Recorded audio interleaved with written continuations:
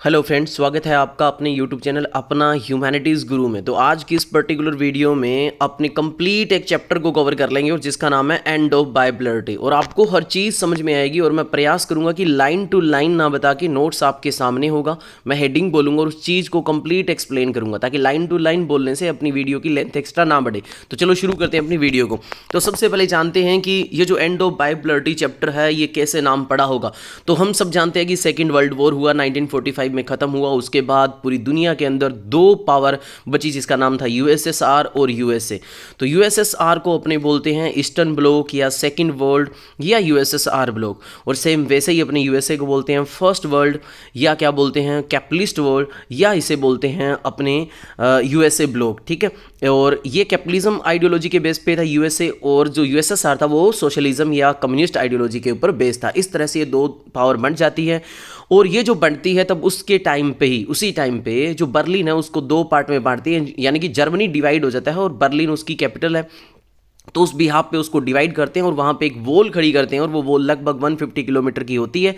1961 में उस वॉल को बिल्ड करते हैं और 1989 में जैसे ही ईस्ट जर्मनी के पीपल ही उस दीवार को टोपल्ड कर देते हैं, गिरा देते हैं, तो वहाँ से पहला सिंबल होता है कि भाई अब क्या हो रहा है, डिसॉल्व हो रहा है, डिसइंटीग्रेट हो रहा है। कौन?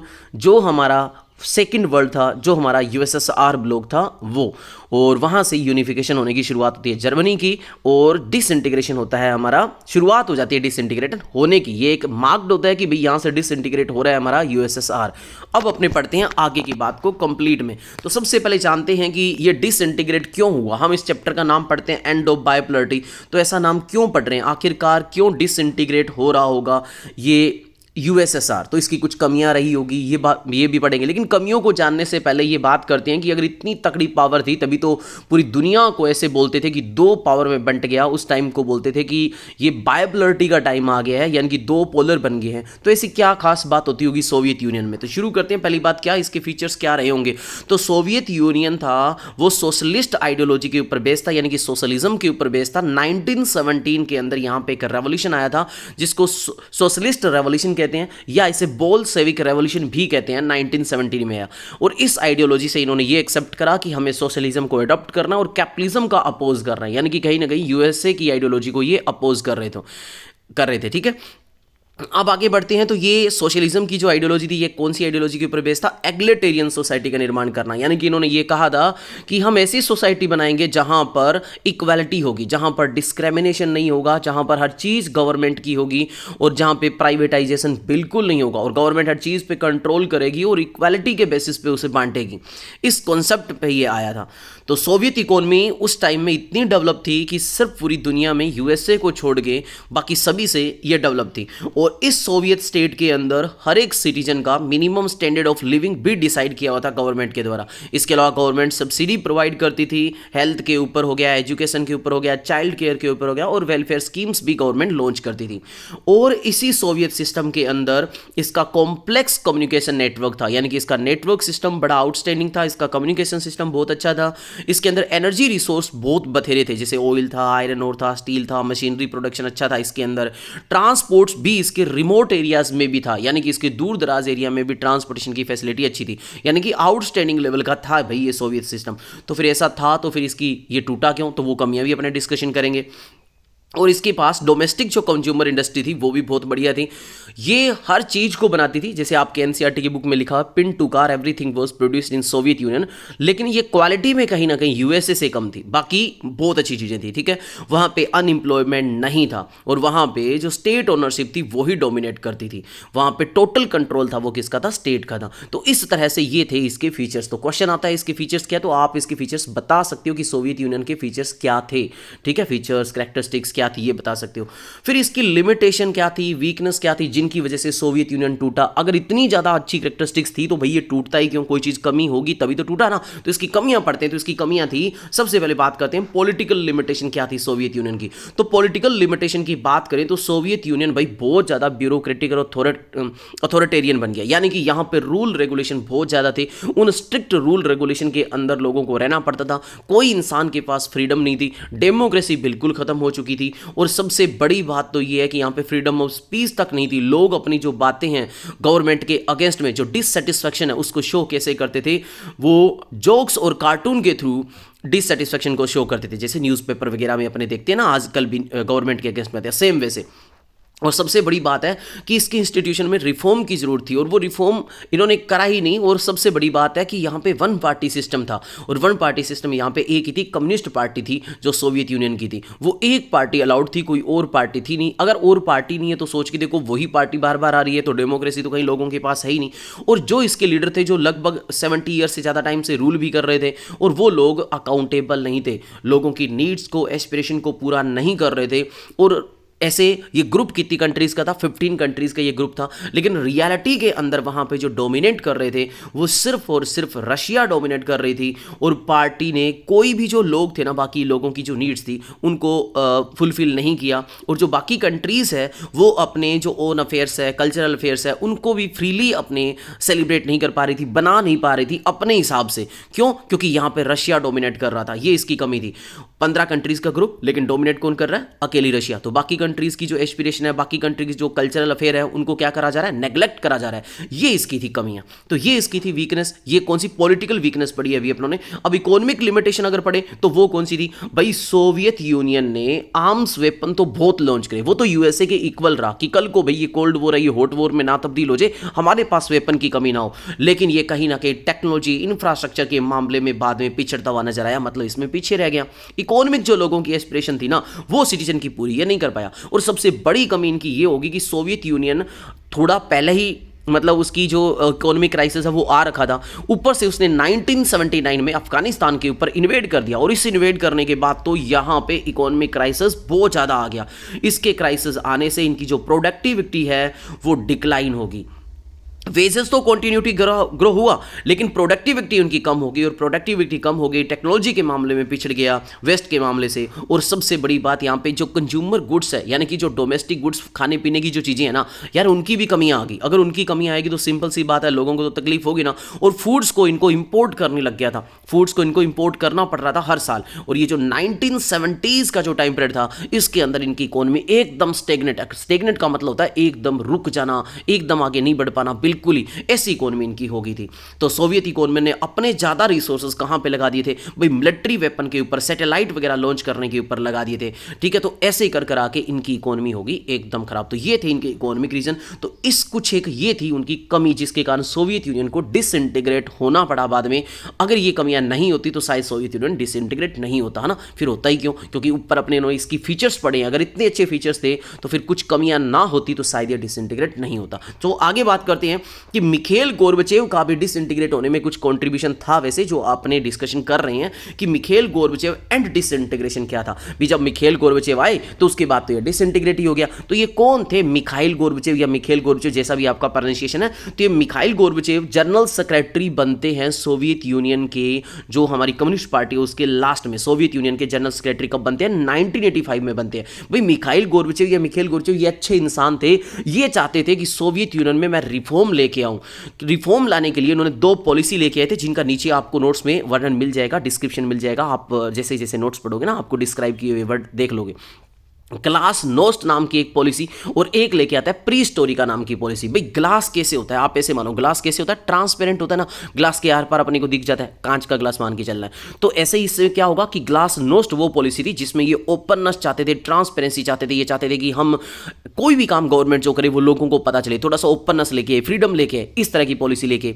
और जो प्री स्टोरिका पॉलिसी है, इसमें ये रीस्ट्रक्चर करना चाहते थे कि दोबारा नई से पॉलिसी बनाएं, थोड़ी ढंग से पॉलिसी बनाएं, जिनमें क्या करें, हम वेस्ट के साथ जो वेस्ट जैसा टेक्नोलॉजी है वैसी लेके आए, और हमारी वेस्ट के साथ रिलेशन है ना वो भी अच्छे हो, इस तरह की पॉलिसी लेके आना चाहते थे।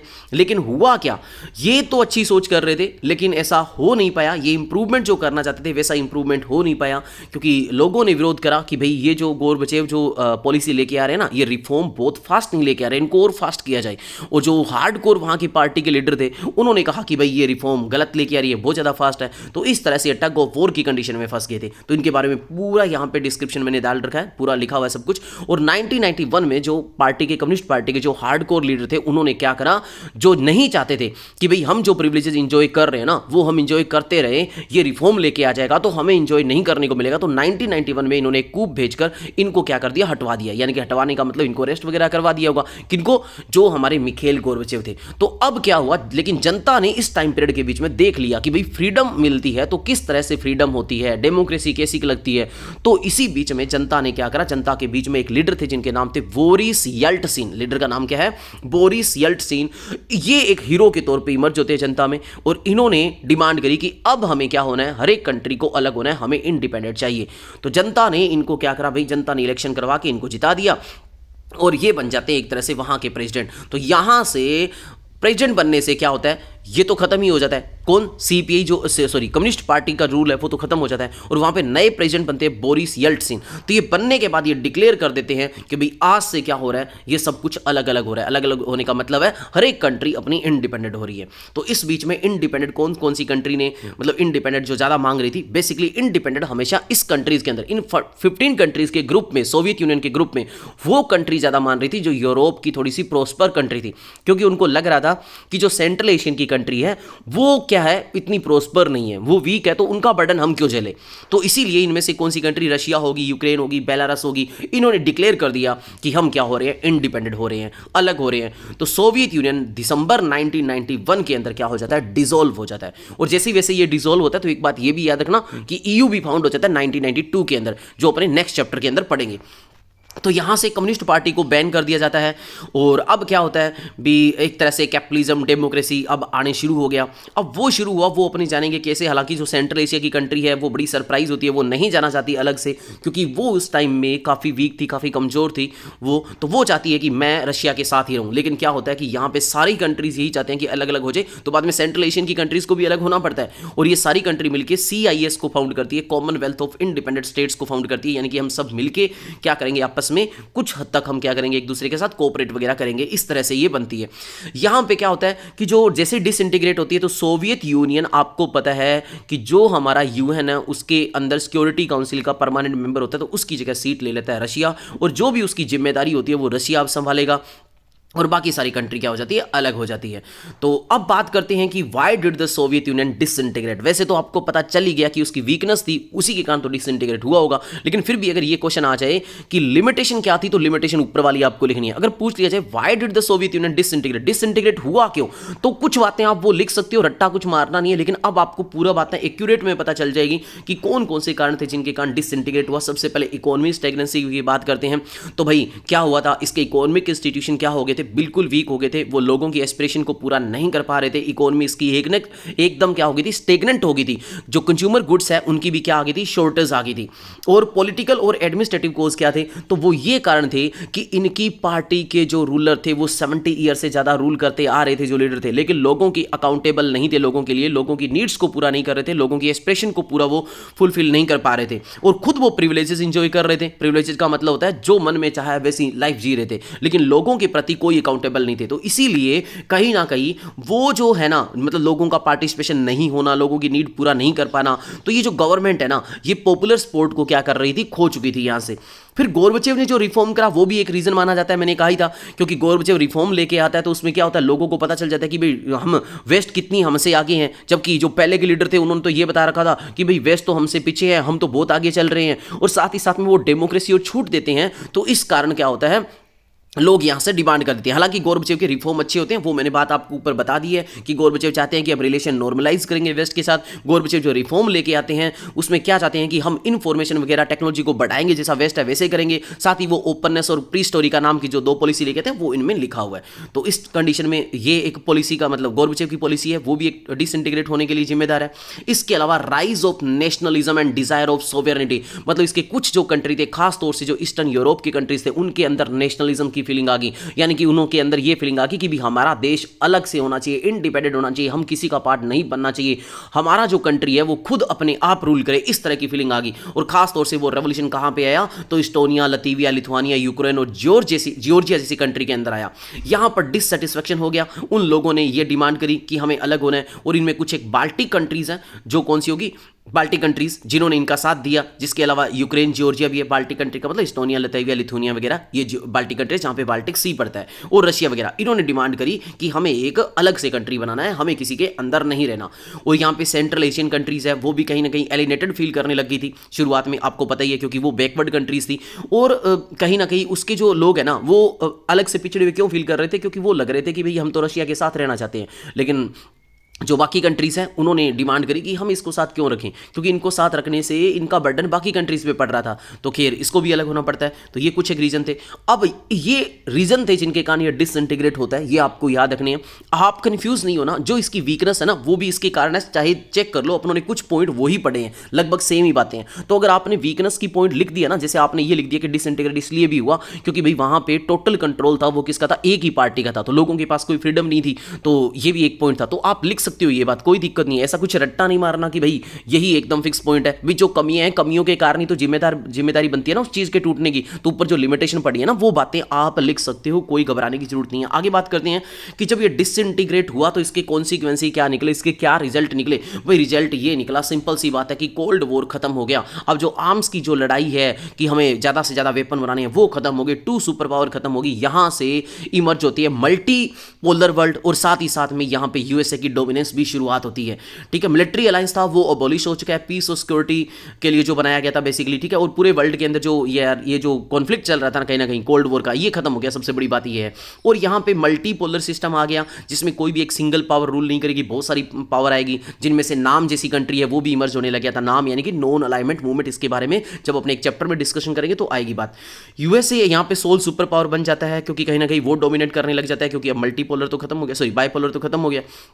और अब जैसे ही ये डिसइंटीग्रेट होता है तो वर्ल्ड बैंक और आईएमएफ है वो मोस्ट पावरफुल एडवाइजर के तौर पे आते हैं, वो सपोर्टर के तौर पे आते हैं। वही इन कंट्री को क्या करेंगे, चेंज करवाएंगे सोशलिस्ट इकोनॉमी से कैपिटलिस्ट इकोनॉमी में, उनको फाइनेंशियली एड करके। ठीक है, इसके अलावा जो यहाँ पे अब कॉन्सेप्ट आएगा कि भाई अब डेमोक्रेसी की लाइफ जिएंगे हर एक कंट्री, तो डेमोक्रेसी आ जाएगी। यहाँ पे बाल्टिक और ईस्ट यूरोपियन जो स्टेट है उन्होंने ईयू को ज्वाइन कर लिया, और साथ ही साथ में वो कुछ एक कंट्रीज नाटो के पार्ट बन गए, यानी कि यूएसए की जो कैपिटलिज्म जो चलाया हुआ एक थॉट था, उसका जो एक मिलिट्री लाइंस था नाटो, जो 1949 में बना था, नॉर्थ अटलांटिक ट्रीटी ऑर्गेनाइजेशन, उसको ज्वाइन कर लेते हैं ये बाल्टिक और ईस्ट यूरोपियन कंट्रीज। ठीक है, इसके अलावा क्या होता है, सेंट्रल एशियन कंट्रीज है वो अपनी एडवांटेज देखना चाहती है, और उसको एडवांटेज भी मिलती है कि वो सभी के साथ अपना रिलेशन अच्छा करती है, क्योंकि वो बीच में पड़ती है, तो रशिया के साथ भी, चाइना के साथ भी, यूएसए के साथ भी, क्योंकि ये बीच में पड़ रही है तो अपनी लोकेशन का बेनिफिट ये उठाना शुरू कर देती है। अब यहां पर एक कॉन्सिक्वेंसी ये भी था, आप चाहो तो याद कर सकते हो कि कॉन्सिक्वेंसी भाई ये था, आप कोई रट्टा नहीं मारना इन पॉइंट्स का, ये भी लिख सकते हो कि जैसे ही ये डिसइंटीग्रेट होता है तो उसी टाइम में रूबल की जो करेंसी है, रूबल जो करेंसी है किसकी, रशिया की, वो डिक्लाइन हो जाती है उसकी वैल्यू, और साथ ही साथ में यहां पे माफिया वगैरह इमर्ज हो जाते हैं। ये पॉइंट आप वहां पर भी लिख सकते हो, और वैसे ये रियलिटी में पॉइंट आप कहां लिखोगे, शॉक थेरेपी में। तो शॉक थेरेपी थी क्या, शॉक थेरेपी तभी तो आई थी जब ये डिसइंटीग्रेट हुआ ना सोवियत यूनियन, तब एक थेरेपी आई या एक कॉन्सेप्ट है जिसको बोलते हैं शॉक थेरेपी। सर वो शॉक थेरेपी क्या था, शॉक उसको कहते हैं झटका लगना एकदम। वो झटका कैसे लगा कि भाई जो सिस्टम चल रहा था सोशलिज्म के बेस पे, जिसमें सारा कुछ गवर्नमेंट के द्वारा कंट्रोल था, गवर्नमेंट सब्सिडी दे रही थी, गवर्नमेंट जो गरीबों के लिए हेल्प कर रही थी, हेल्थ केयर एजुकेशन के ऊपर खर्चा कर रही थी, वो गवर्नमेंट ने क्या कर लिया, विड्रॉ कर लिया, क्योंकि अब सोशलिज्म खत्म होने जा रहा था। जो सोवियत यूनियन सोशलिज्म के ऊपर बेस था, अब वहां पर कैपिटलिज्म आ रहा था, सारी कंट्री कंप्लीटली सोशलिज्म से कैपिटलिज्म में कन्वर्ट हो रही थी। तो इस प्रोसेस में आईएमएफ और वर्ल्ड बैंक इंस्टीट्यूशन आए जिन्होंने फाइनेंशियली एड करा। तो शोक तो इसलिए कहा गया क्योंकि एकदम सोशलिज्म से कैपिटलिज्म में जाना, तो जहां पर सारा कुछ जो गवर्नमेंट का था वो अब सब कुछ प्राइवेट का हो रहा था, तो ये शौक लग रहा था। थेरेपी इसलिए वर्ड जोड़ा गया क्योंकि यहां पे आईएमएफ और वर्ल्ड बैंक कहीं ना कहीं आके उनको फाइनेंशियली एड कर रहे थे, क्योंकि वो कैपिटलिज्म की तरफ जा रही थी कंट्री। और ये आईएमएफ और वर्ल्ड बैंक थे क्या यार, ये वैसे तो इंटरनेशनल इंस्टीट्यूशन है, लेकिन कहीं ना कहीं इनका कंट्रोल किसका है, किसका इनके ऊपर, यूएसए का है, तो यूएसए इनको लेके आया था। तो ये था शोक थेरेपी।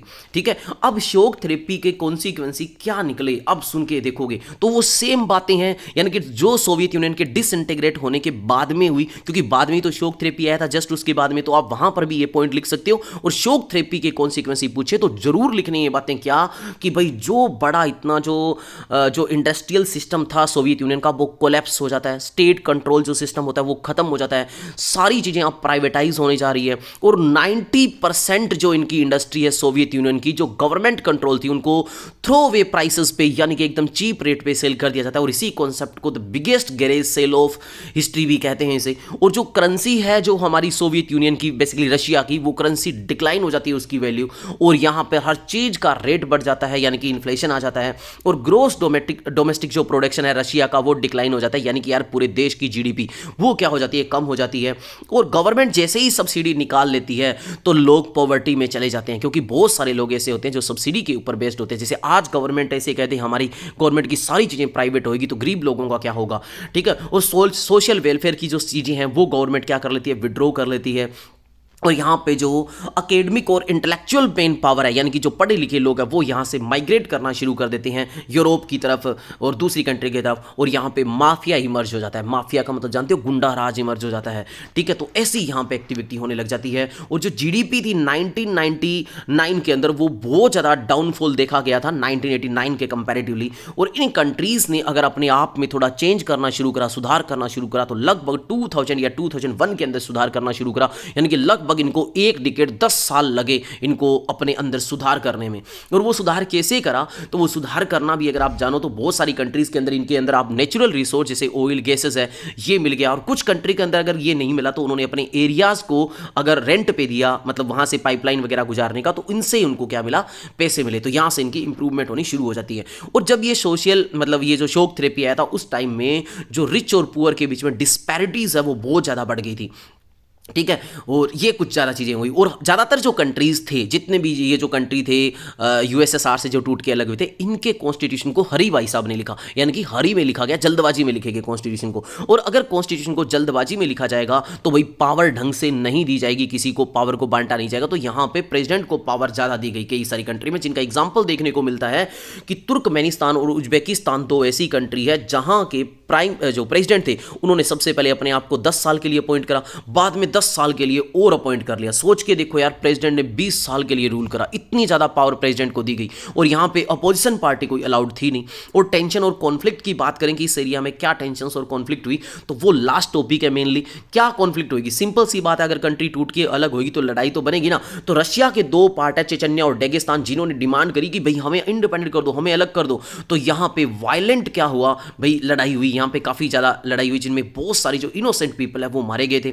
इसके अलावा सेंट्रल एशिया की जो कंट्री है ताजिकिस्तान, वहां पे लगभग 10 साल के लिए सिविल वॉर चला। तो ये बातें याद रखनी है, यहां से एमसीक्यूज क्वेश्चन बन जाता है कि सिविल वॉर चलने वाली 10 साल कंट्री कौन सी थी ऐसी सेंट्रल एशिया की, तो ताजिकिस्तान कंट्री का नाम याद रखना है, ठीक है। इसके अलावा अजरबैजान है, उसके दो प्रोविंसेस थे, एक का नाम है नागोरानो, एक का नाम है काराबाख। इनके लोगों ने क्या करा, अर्मेनिया को ज्वाइन करने का प्रयास करा, अर्मेनिया को ज्वाइन करा, तो यहां पे लड़ाई हुई। जॉर्जिया के दो पार्ट थे जिन्होंने इंडिपेंडेंट की डिमांड करी, तो यहां पे सिविल वॉर हुआ, लेकिन यहां पे नाम नहीं बता रखे, अच्छी बात यह है, आपको याद करने की जरूरत नहीं है। इसके अलावा यूक्रेन, किर्गिस्तान, जॉर्जिया जैसे पार्ट है, यहां पे कुछ लड़ाई चली, खास तौर से इनके इलाके में वोटर जो था ना उसकी शेयरिंग को लेकर लड़ाई हुई, ठीक है।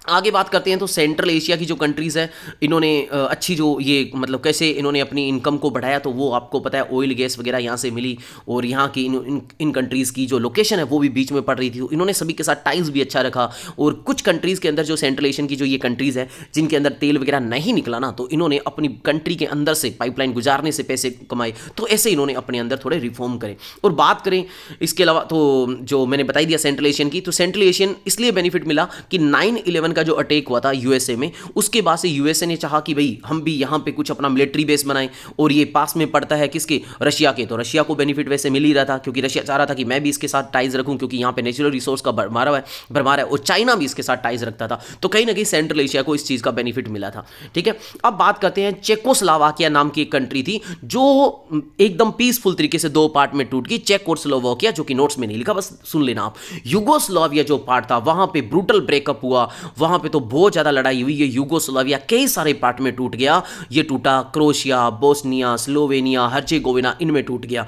तो ऐसा कुछ याद कैसे रखें सर, इतने सारे पार्ट में कैसे टूटा, तो याद रखो यार, क्या हम युगों युगों से क्या है भारतीय बोस है, तो युगोस्लोविया से टूटा बोस्निया, ऐसे याद रखना। ठीक है, हमारे यहाँ पे युगों युगों से क्या पहनते हैं, सलवार सूट वगैरह पहने जाते हैं, कहाँ पे, लड़कियों के द्वारा ना, औरतों की द्वारा। तो स्लोवेनिया से सलवार याद रखना, तो ऐसे करके सलवार से स्लोवेनिया याद रखना, तो ऐसे करके कुछ एक आपको याद रह जाएंगे। ठीक है, तो ये बात याद रखना। और युगों युगों से हम क्रॉस करते आए हैं हमारी बाउंड्री को, क्योंकि बाउंड्री को क्रॉस करने का मतलब दूसरे देशों में काम करते भी हैं, जाते भी हैं, तो इससे क्रोशिया याद रहेगा। तो ऐसी कुछ बातें से आप याद रखने का प्रयास करना। ठीक है, तो ये यहाँ पे कुछ था। और साथ ही साथ में यहाँ पे बताया जाता है कि जो सर्ब्स थे didn't like the attacked on non shrubs people, यानी कि यहाँ पे सर्ब्स और नॉन सर्ब्स के बीच में लड़ाई हुई थी, और युगोस्लोविया की जो लड़ाई थी ना, उसको इंटरवेन फाइनली किसने करा था, नाटो ने आके स्टॉप करा था। नाटो आया था, नाटो ने इंटरवेन करा। नाटो जानते ही हो यूएसए की डोमिनेंस यहाँ से देखने को मिल जाती है शुरुआत से, यहाँ पे आके इसने इंटरवेन करके इसकी लड़ाई को रोका था। तो युगोस्लोविया का आपको अच्छे से थोड़ा सा ध्यान रखना है।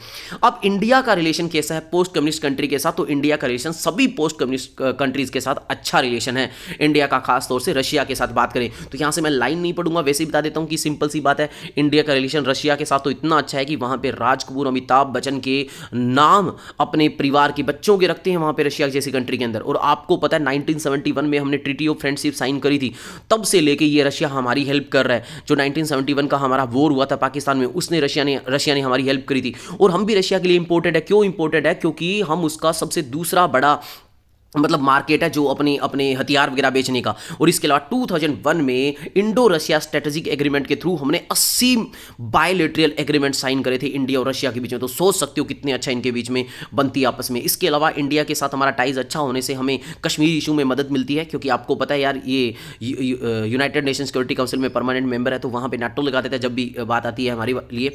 ठीक है, और टेररिज्म से निपटने के लिए बात हो तो भी हमारी अच्छी बनती है। इसके अलावा ये आपको पता है हम इनसे न्यूक्लियर जो वेपन वगैरह है ना, वो सारे के सारे ज़्यादातर हम कहाँ से खरीदते हैं, रशिया से खरीदते हैं।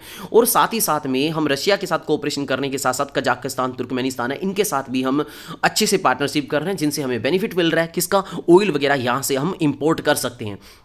ठीक है, तो इसके अलावा भी आप याद रखो कि कई सारे वेरियस इश्यूज है, वेरियस साइंटिफिक प्रोजेक्ट है जिन पे रशिया और इंडिया मिलके काम कर रही है। ठीक है, और इसके अलावा आपने ये भी पढ़ा होगा कि जो स्टील प्लांट हमने बनाए थे शुरुआत में, जब हम सेकंड 5 ईयर प्लान लेके आए थे, तो उसमें भी हमारी सोवियत यूनियन यानी कि उस टाइम के सोवियत यूनियन और बाद के रशिया ने हमारी काफ़ी हेल्प करी है। तो आई होप इस चैप्टर से, इस आपकी लगभग 26 से 27 मिनट की वीडियो में आपको लगभग सारी चीज़ें समझ में आई होगी। फिर भी कोई गलती रही हो तो दिल से चाहता हूँ क्षमा, और अगर वीडियो अच्छी लगे, कुछ चीज़ें समझ में आई, तो प्लीज़ लाइक कर देना और चैनल को सब्सक्राइब कर देना। मिलते हैं एक नई वीडियो में नए टॉपिक के साथ। जय हिंद, जय भारत।